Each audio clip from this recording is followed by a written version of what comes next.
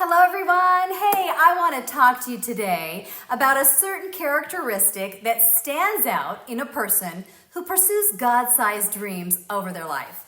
There are many characteristics of a person who's pursuing God's best over them, but one in particular is that they are a person of bold faith. You see, bold faith is believing God for something. If the enemy had his way, he would want to squelch all of your God-sized dreams. However, bold faith silences those negative voices. Bold faith is believing God, and it gives you the ability to prepare your heart to make room for something that has not yet taken place, something that has not yet taken residence in your life. Another example of bold faith is you stepping out of your comfort zone and taking action in a particular area that seems unknown or uncomfortable, and at times it can even be risky. Maybe it's a new business adventure or a job change or a health issue or a decision or a move, or maybe you're making the decision to pursue a certain relationship. It's also dreaming about those extraordinary things that you know you could never completely do on your own. This kind of bold faith that I'm talking about is stirred up inside of you and matures in you through continuous growing of your relationship with Christ. You see, it's this kind of bold faith that follows hard after God, and it merges our own dreams with God's dreams over your lifetime. And it cultivates, when we cultivate bold faith in our life, it doesn't mean that we will never face hardships or challenges. It means that we won't allow those challenges and those obstacles or risks to defeat us and squelch our God-sized dreams. Yet instead, something rises up inside of you, and you are able to take on those things that you never thought you could. The enemy, man, he would love for you to give up on your God dreams and not pursue them. He loves to create obstacles and fear, but rather than give up and throw in the towel when hardship comes, instead, let's recognize that God's making us stronger in the process. But that's not all. That's not all that happens in this with your bold faith. In fact, your God-sized dream is not just about you. Your bold faith is contagious, and it inspires others to believe that if God can do it for you, then God can also do it for me. That's exactly what happened when we look at the story of David and Goliath in 1 Samuel 17. See, here is David. He may be a young shepherd boy, but he has a bold faith in God, and he is willingly going into the battlefield to face a giant with his slingshot. Now, David knew he had all he needed. In my mind, I'm thinking, I'm not so sure I would feel as confident as David did if all I had were 5 stones and a slingshot. But the more I thought about this story, I know in order for David to be a really good shepherd, he had to be really good with his slingshot in order to ward off the animals that would try to attack his flock. And after all, he is fighting off bears. If you look at the scripture, he's fighting off bears and lions. So he was determined. He wasn't going to let anything harm his flock. I would imagine he had lots of practice.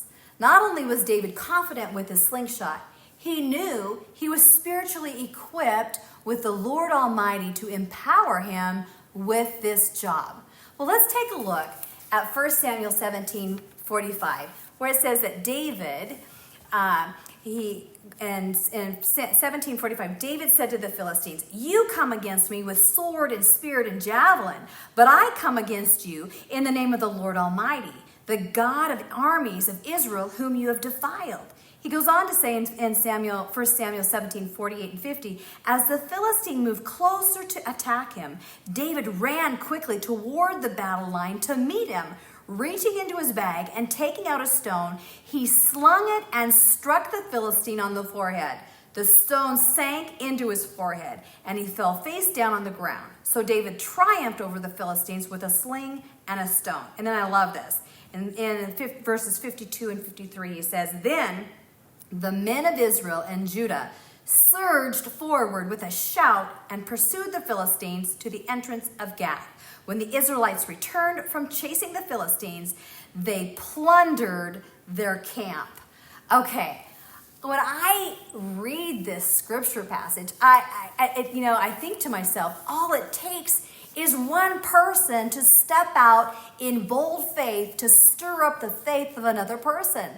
I want you to know your bold faith is contagious. In fact, your faith encourages another person to believe that all things are possible with God.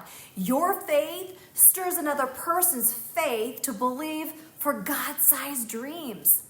Your faith encourages others to silence the voice of fear, and they can replace it with faith and trust in God. You see, your faith stirs others to believe God is going to miraculously move. My friend, it's your faith, your bold faith, that moves others into action, because your bold faith is contagious. Your faith stirs others to believe God is God and He loves them. And not only will God give you bold faith to stand up and defeat the giants in your own life, but like David, He will give you strength to face them head on and quickly. Verse 48 says, and quickly, and I like that.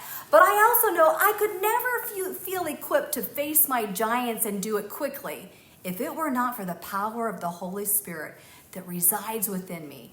My friend, you have Jesus, and with Jesus, you can face challenges head on. You can be a risk taker in an area where you never trusted God before. You can be a risk taker, and despite what is going on around you, you can move forward.